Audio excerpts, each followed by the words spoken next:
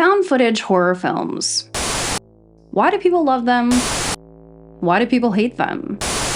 Which ones are the best? Which ones are the worst? Should they be considered on the same level as a traditional horror movie? Or are they too cheaply made to run with the horror greats? Is it even fair to judge them on the same level as masterpieces like Friday the 13th, Halloween, Nightmare on Elm Street, and so on and so on? And what does the future of found footage horror movies look like?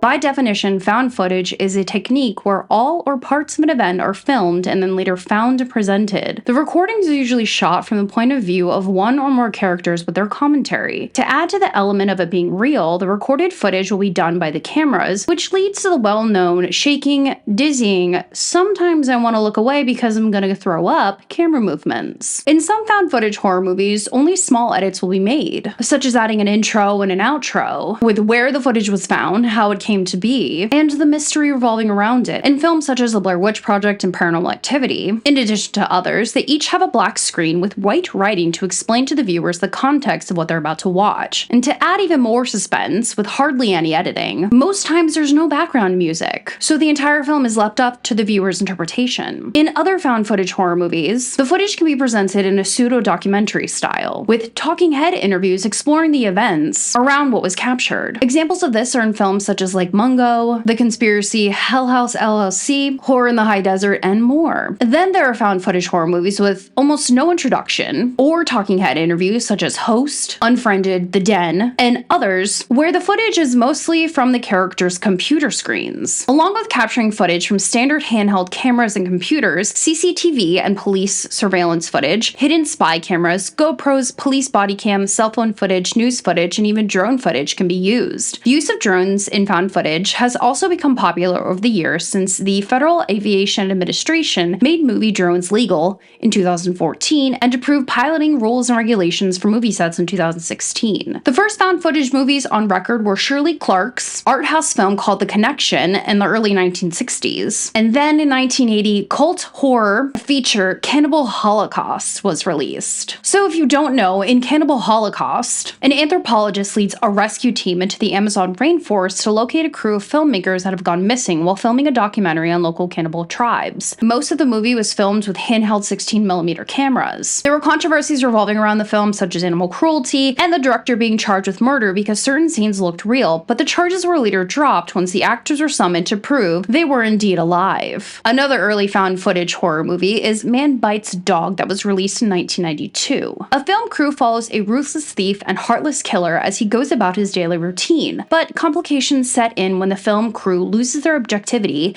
and begin lending a hand. Leaning very much into dark comedy, satire, and pseudo-documentary, audiences are met with a black and white film full of shocking visuals, realistic performances, and moments that made you question whether you should be laughing.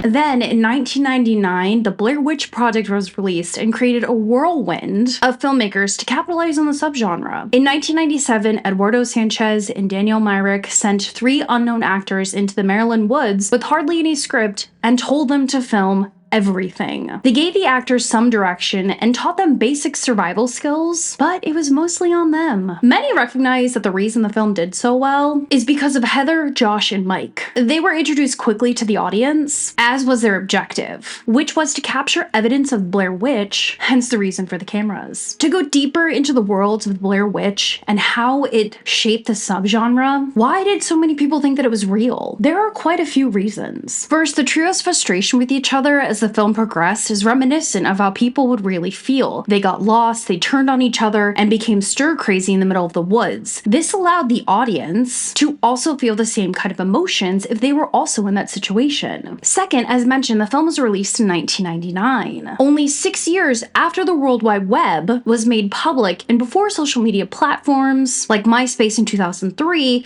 and Facebook in 2004, which was the main method of connecting with people you may not know, all over the world, and a way to look up if somebody was alive or real. And in this case, Heather Donahue, Joshua Leonard, and Michael C. Williams. Third, to add further speculation on whether the film was real, a unique website was made for the film that also was the flagship of how some horror movies are still marketed even now. The website detailed the photos released by the Frederick County Sheriff's Department, Heather's Journal, and the missing poster for the trio, in addition to other information. There were also staged interviews with the trio's friends and family. The missing posters from the website were passed out at screenings, and a faux documentary called The Curse of the Blair Witch aired on cable TV before the film's premiere. It included fake newspaper articles, interviews with actors, and photos of the characters, and it aired on July 11th, 1999, 3 weeks before the premiere. Because of this purposeful marketing around the movie, many believed the footage to be real until it was revealed that it was just a movie, and the actors were physically safe. The Blair Witch Project paved the road for the subgenre to catch fire, but many argue that the movie was lightning in a bottle, and the cultural impact it had will never be able to be recreated again. But this didn't stop filmmakers from trying. After the monumental success of the Blair Witch came an onslaught of found footage horror movies.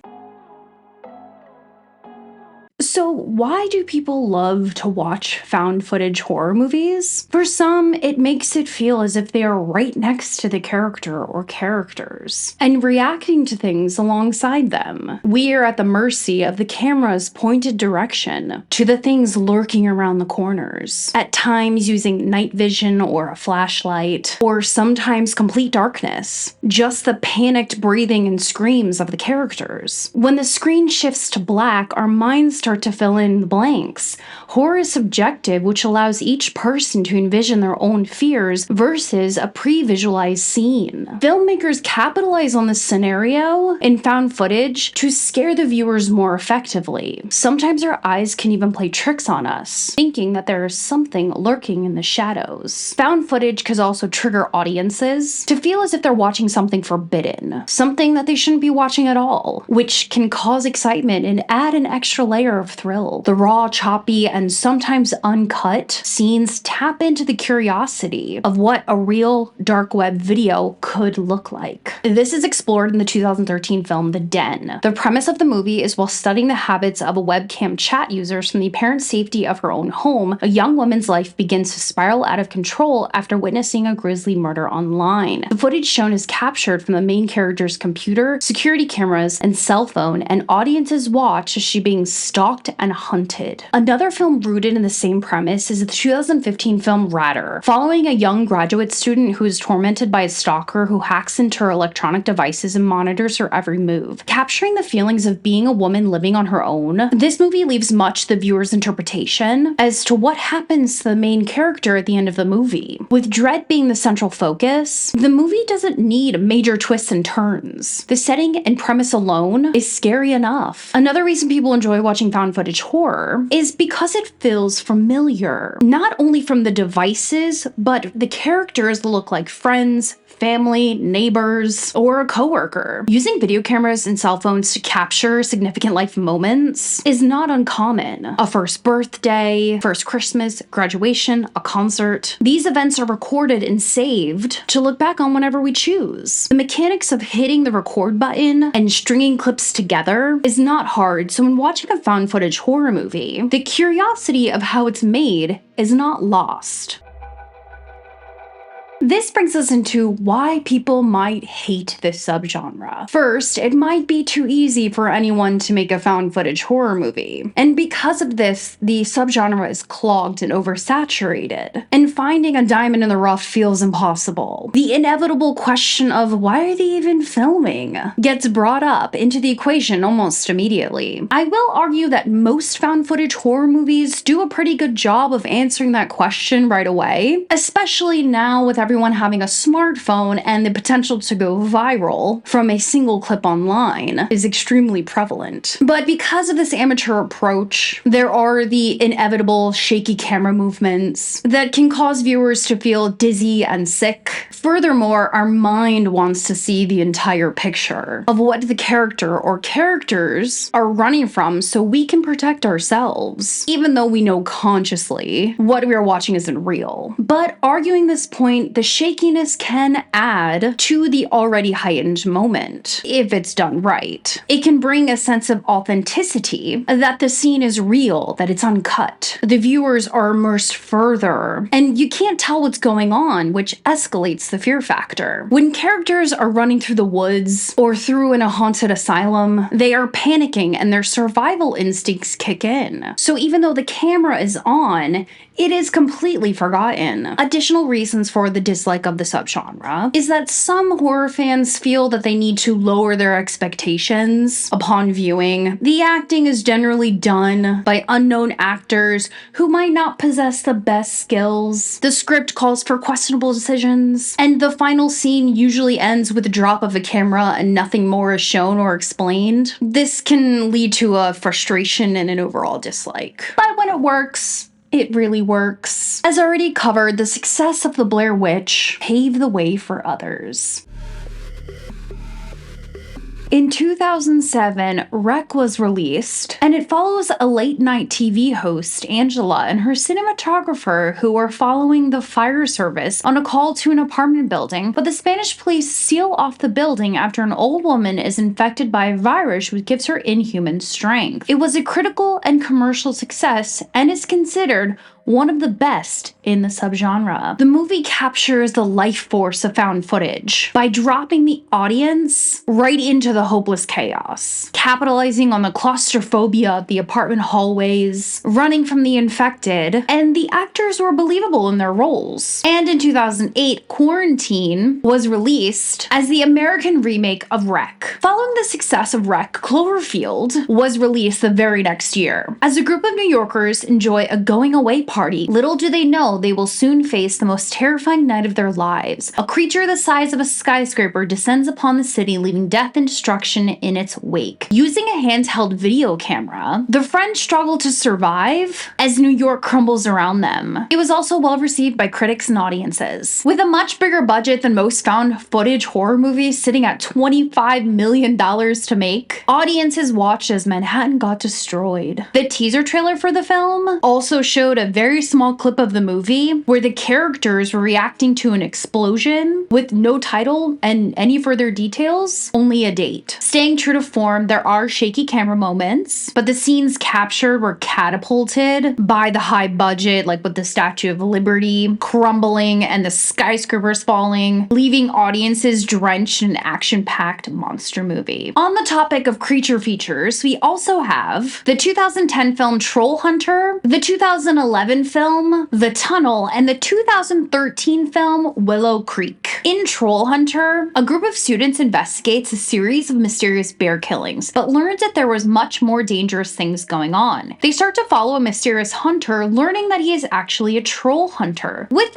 an original idea, a reason for the cameras to be rolling, and all-around good acting paired with advanced special effects and humorous moments, Troll Hunter is widely loved as a found footage horror movie. In the film The Tunnel, it follows an investigation into a government cover-up that leads to a network of abandoned train tunnels deep beneath the heart of Sydney. As a journalist and her crew hunt for the story, it quickly becomes clear the story is hunting them. The investigation is led by reporters, and of course they use their cameras to capture what is lurking in the tunnels. There is tension built with the realistic dwellings of the tunnels and the decent acting from the investigators. And in Willow Creek, a couple camp in the woods to capture first-hand evidence of Bigfoot. With build-up to introduce the characters in the storyline, there was a payoff with the disturbing final scenes. With the camera shutting off at one point, the audience only had a black screen and sounds of the open wilderness, ominous howling, and the creature getting closer and closer. Some may find this film boring considering the time spent building up the tension and these one-scene shots, but fans of the Blair Witch might find this film on their watch list.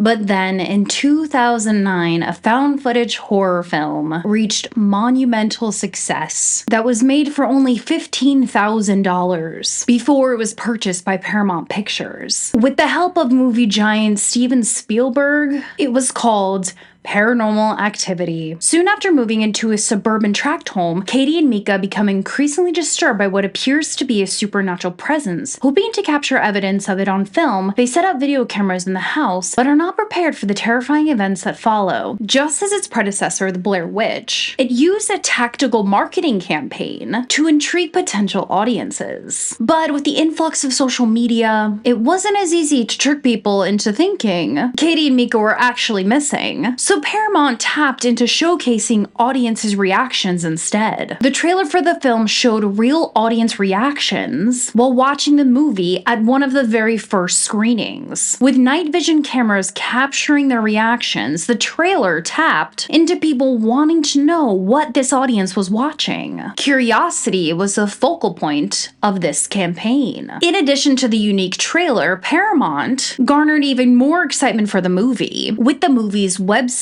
calling for fans to demand the movie to be shown in their cities. In order to do so, fans simply needed to click on a big yellow button that said "Demand it" and vote for your city. This system allowed for distribution of the movie to be in the hands of the fans, which garnered a deeper connection when the film was shown in their city, as they had played a part. But why did so many people think this movie was so scary? It has been argued that this movie is boring, it's repetitive, it's lackluster, and nothing really happens. As mentioned, horror is subjective, and the things that scare me might not scare you. The same can be said for this movie. If a person who watches Paranormal Activity does not believe in demonic entities, Ouija boards, or other evil beings trying to infiltrate and possess humans, this movie is simply watching the couple's home videos. And in turn, it's just the wind causing these things to happen. And all the other events that happen are just not believable and maybe kind of funny. On the latter, if a person who watches Paranormal Activity believes in demonic entities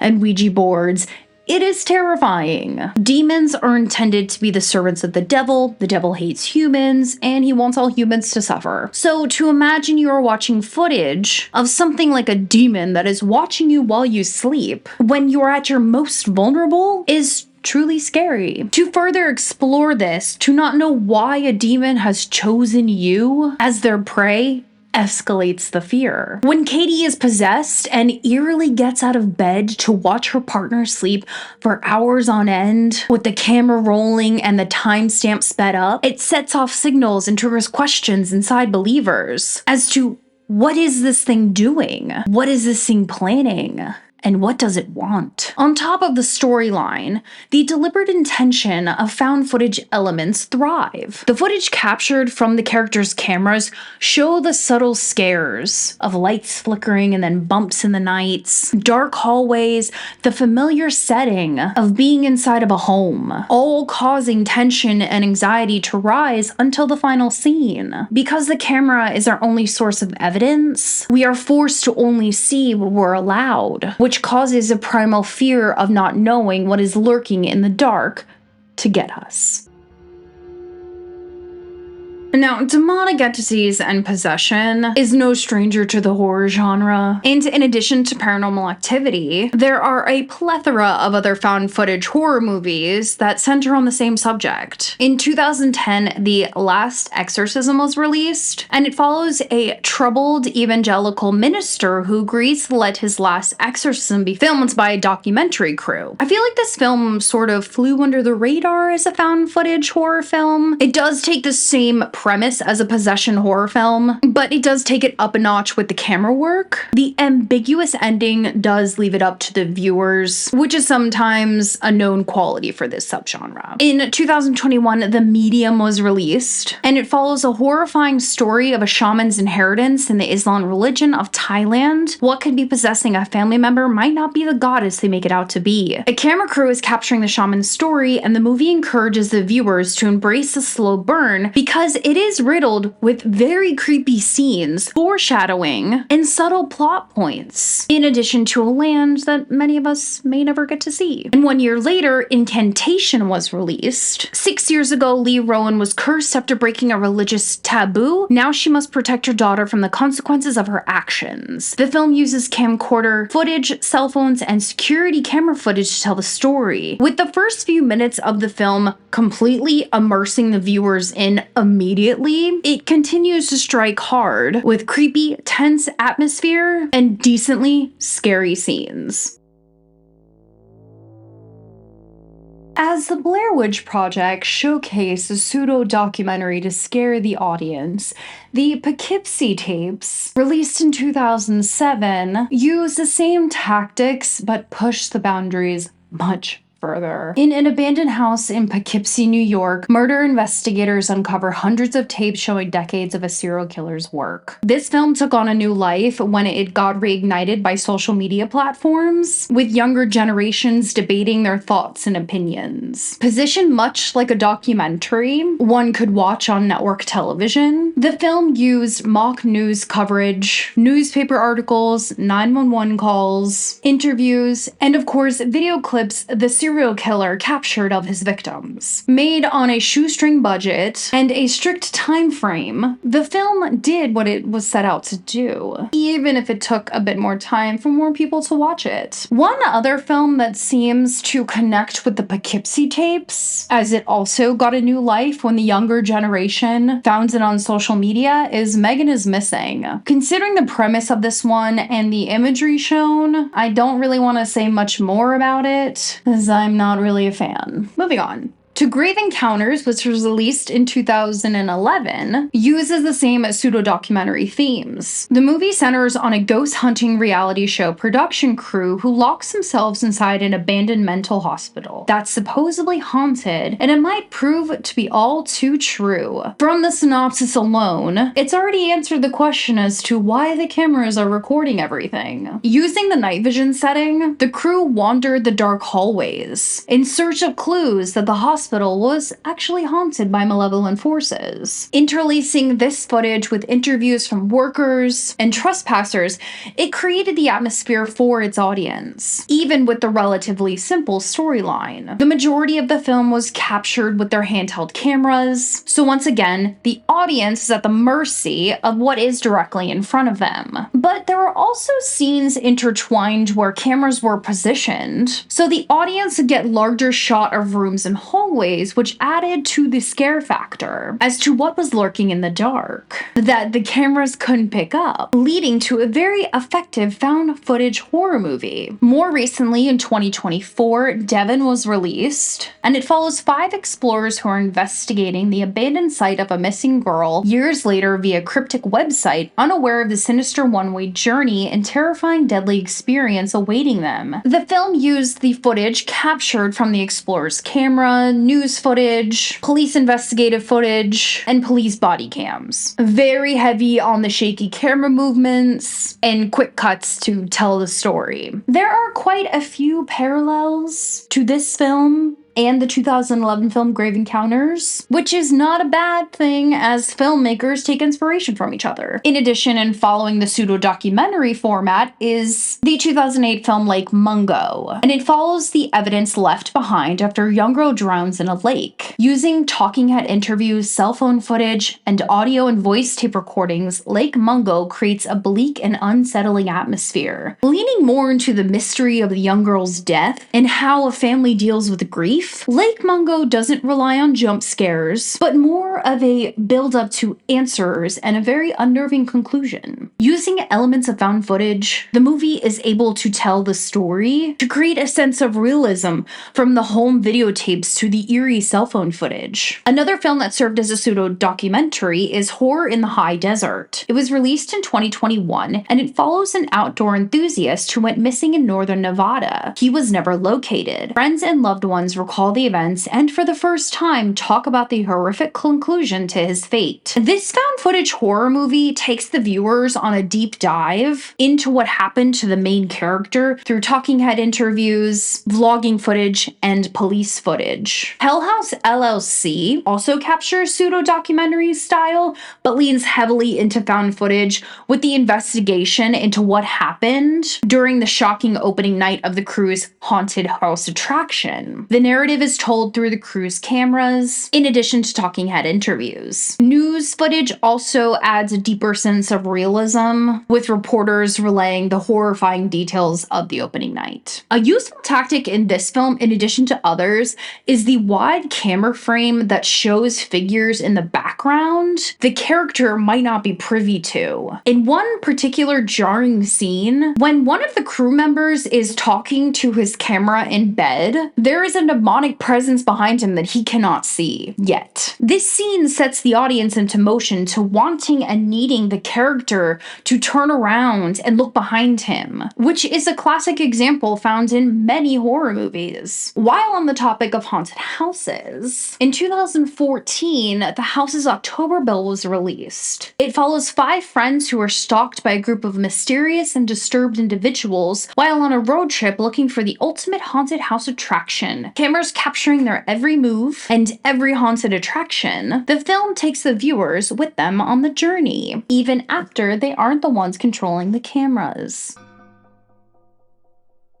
Found footage horror movies also delve into and can be based on real events, conspiracy theories, diseases, both contagious and disorders. In 1998, the last broadcast was released, and it follows a film crew who venture into the woods in search of the mythical Jersey Devil. Blurring the lines of fact versus fiction, the movie is set up like a documentary, leaning more into the mystery of what happened to the showrunners in the woods. Considering the storyline is about venturing into the woods due to an urban legend, it is similar to the Blair Witch, with some believing the last broadcast inspired the Blair Witch, but the Blair Witch was in development in 1993, and production began in 1997, 5 months before the last broadcast premiered. So take that how you want it.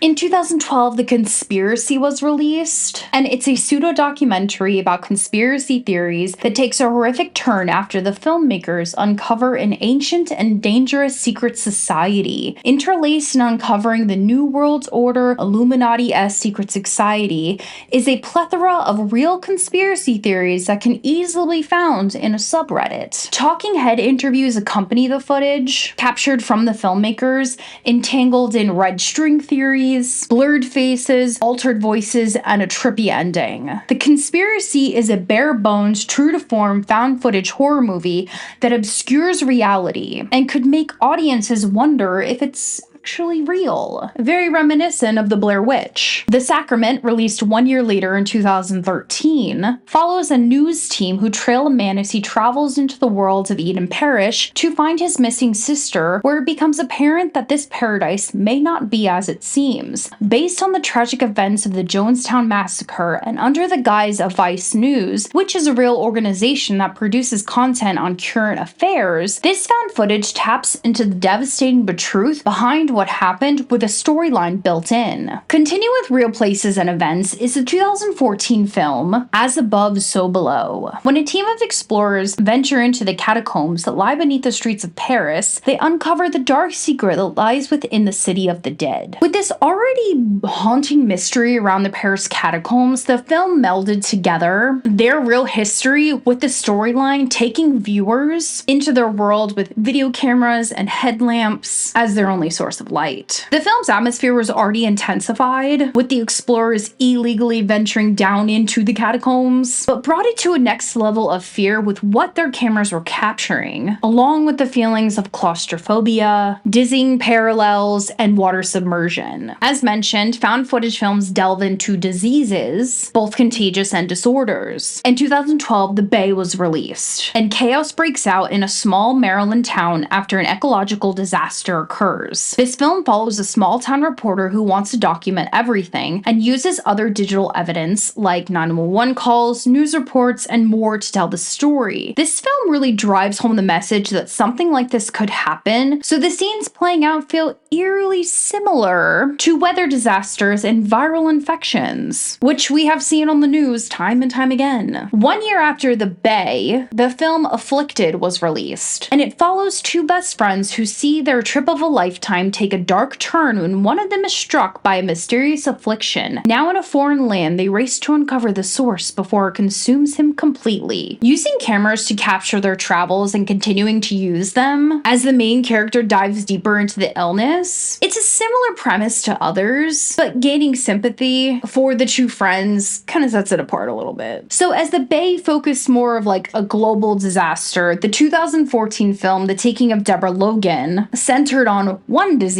An elderly woman battling Alzheimer's disease agrees to let a film crew document her condition, but what they discover is something far more sinister going on. Home to one of the most reshared clips from a film, this movie is fascinating, as it tells the story of the family dynamics and the physical and mental decline of the main character. There are many a jump scare and disturbing imagery that lead to a very effective found footage horror movie. Zombies are also another very popular topic in horror, and Brett kind of touched on infection a little bit, but there is one that needs to be covered. In 2017, One Cut of the Dead was released, and things go badly for a hack director and film crew shooting a low-budget zombie horror movie in an abandoned World War II Japanese facility when they're attacked by real zombies. This is a very much trust the process film, and the last 30 minutes of the movie bring all the elements together. A horror comedy that is clever and fun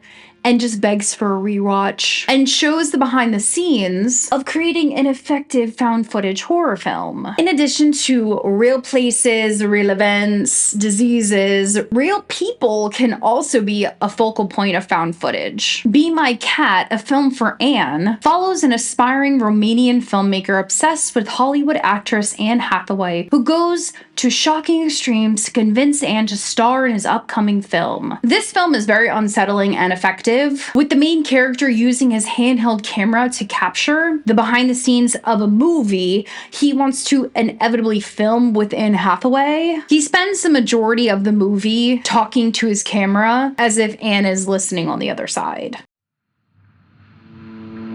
So, how has found footage movies evolved with the current times? With the world moving closer to their electronics as a means for pretty much everything, it's no surprise found footage has nestled in as well. In 2014, the film Unfriended was released and follows a group of online chat room friends who find themselves haunted by a mysterious supernatural force using the account of their dead friend. With the rise of online cyberbullying and harassment, the movie tapped into the sinister repercussions of the actions of young people who naively think that they are safe online. Alongside the storyline is how the movie was presented, done from the POV of the friend's Skype call, and pushed even further with the familiar text conversations, the pop-up notifications, and a Facebook interface that made it feel as if it was the viewer's own computer screen. It also broke through this narrative that movies don't know how to properly portray technology and establish it by using the real applications. Audiences were able to understand the story through the main character's texting conversations with her friends, with her real-time typing, backspacing, and typing again before hitting send. It mimics the way people interact in real life via technology. We're reacting, we're editing, there's spelling, grammar errors, and then we're just hitting send. One of the most unsettling scenes is when one of the friends is believed to be frozen, but when her phone starts moving when it's ringing and vibrating next to her, it is indicated that she herself is frozen and not the video. Continuing with this narrative, the friend's cameras glitch, leaving viewers suspended on what they will see once the glitching fixes. Following the same POV from a chat room with friends is the 2020 film Host. 6 friends accidentally invite the attention of a demonic presence during an online seance months and begin noticing strange occurrences in their homes. Considering the stage of the world in 2020, most viewers of hosts watch from the comfort of their homes, some even from their laptops, which immersed it even further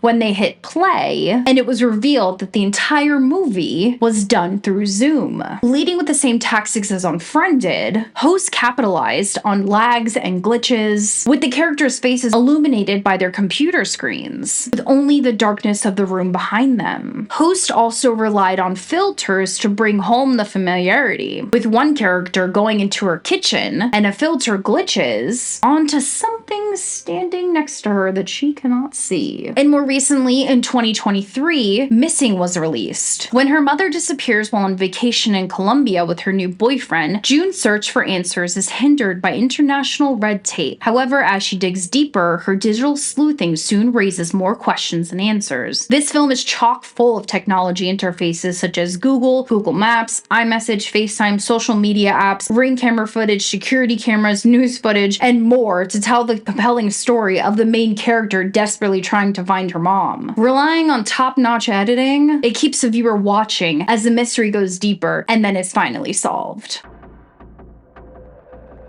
In addition to social media, ride-sharing has skyrocketed since the inception of Uber in 2009. Taking the idea of using your smartphones to find a ride to your destination, horror filmmakers jumped on the idea of making it nefarious.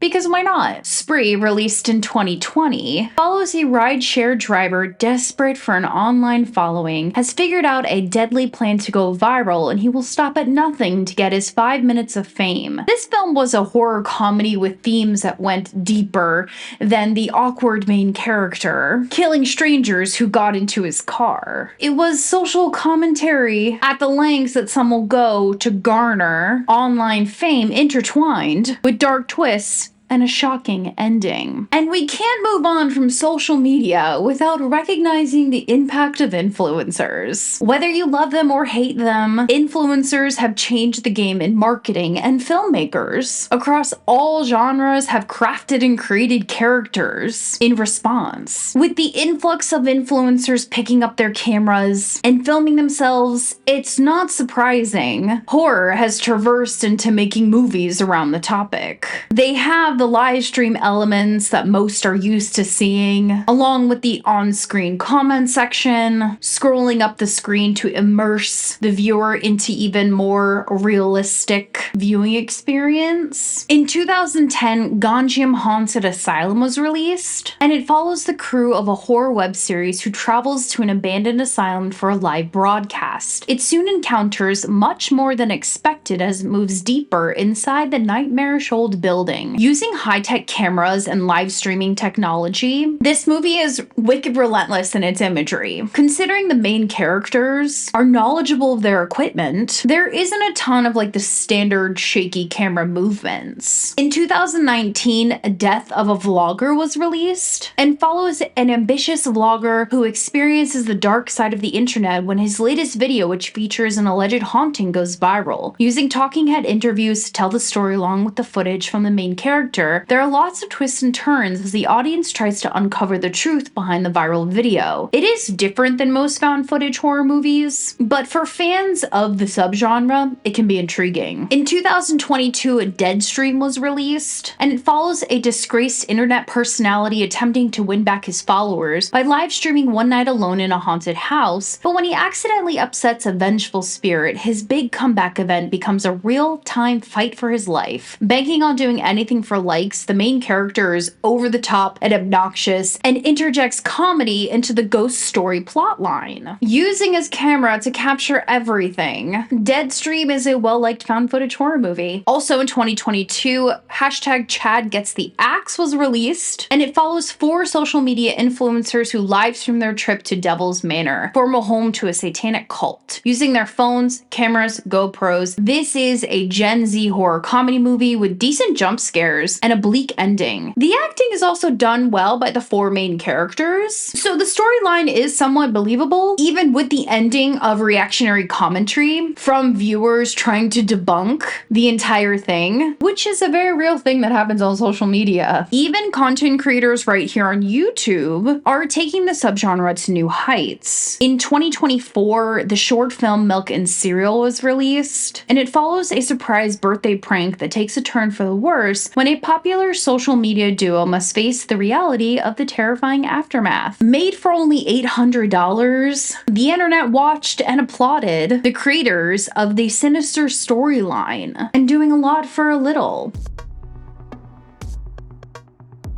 And I cannot keep going without talking about anthology found footage horror movies. They have made a massive impact into the subgenre, more notably the VHS films. So an anthology film is one that is segmented with several stories, often with a wraparound to connect them. First premiering in 2012, the franchise has since included 7 found footage films, 2 spin-offs, and 1 miniseries. Collaboration with other directors in the space has also led to ongoing success. Within each film, the episodes can stand alone, but recurring themes and elements connect it back to this wraparound source material. For example, in the latest installment VHS Beyond, extraterrestrial life and UAPs were the central focus. The use of found footage in these episodes and previous ones is videotapes, police body cam, video cameras, GoPro cameras, and hidden spy cameras, all used to tell different stories. And more recently, the creep tapes focuses on one central character who plays a serial killer and how he lures in his victims. The events are captured from the victim's handheld camera and relies heavily on the main character's awkward, dark humor to set the uncomfortable tone from the beginning. The creep tapes were spawned from the success of its predecessor films, Creep and Creep 2. Mark Duplass, one of the creators behind the films, also starred in the comedy drama from 2021 called The Language Lessons that is also found footage, but it's not scary.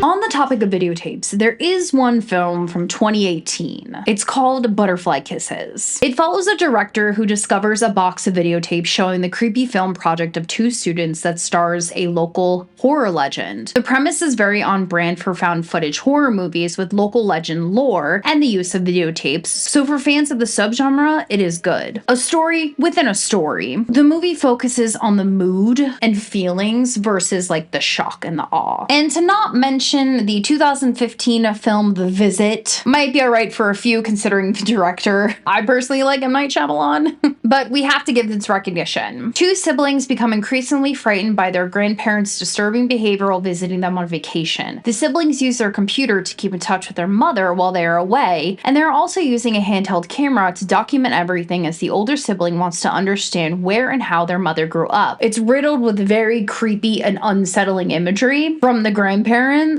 It was effective and, in my opinion, one of the director's better films. More diversively, the 2022 film Skinamarink was released, and it truly leans into the narrative that horror is subjective. 2 children wake up to find their house empty and their father is missing. Playing more into analog horror, which is a subgenre of found footage that often features old school technology, grainy graphics, and static, this film is left up entirely to the viewer's interpretation. So just as Paranormal Activity triggered its viewers who believed in demonic entities, Skinamarink tapped into the childhood fear of what could be in the dark.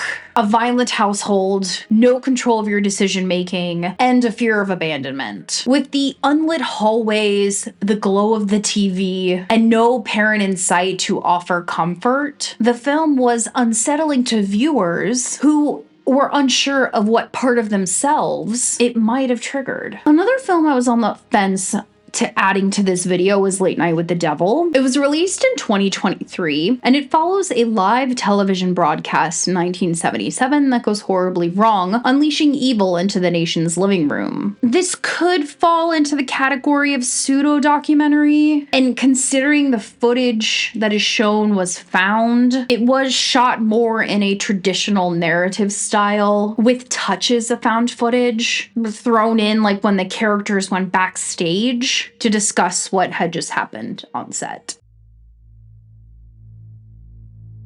So, with all of that being said, I want to go back to one of my first questions in the beginning of this video. Can found footage run with the horror greats? In my opinion, no. To compare the legacy of Michael, Jason, Freddy, Leatherface to The Witch in the Woods or The Demon in the House and The Ghost in the Catacombs, albeit all these were great found footage horror movies, the, dare I say, magic and nostalgia of the masked killers just can't be touched. I also don't think anyone besides myself has posed this question before, considering how vastly different these two subgenres are. But the basis of all horror is how much fear they can produce. So in my opinion, it's a fair question. And after doing all my research, I feel like I can safely say that I do not think that this subgenre will ever dominate at the box offices again, as it did for Blair Witch and Paranormal Activity. Not implying that there aren't any noteworthy found footage horror movies, considering the plethora that I just went over. But horror's landscape has evolved. Paranormal Activity sequels 2, 3, and 4 did well at the box office, with Paranormal Activity 2 and 3 coming in first, and Paranormal Activity 4 coming in second after The Woman in Black. But moving into 2013 and beyond, it shifted as the Conjuring universe was introduced, then It and It Chapter 2, A Quiet Place,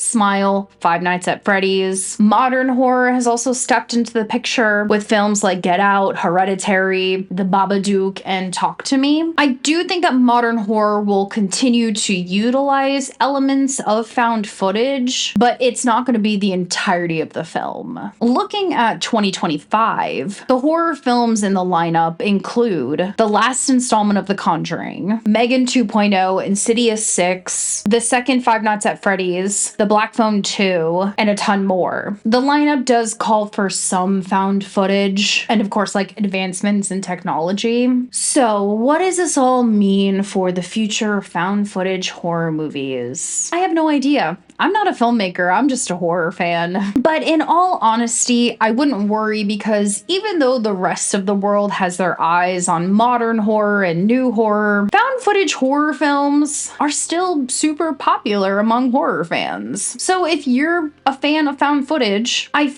firmly believe they will continue to be made and continue to capture fear that enables these films to stick with you. Okay, that's it. Bye.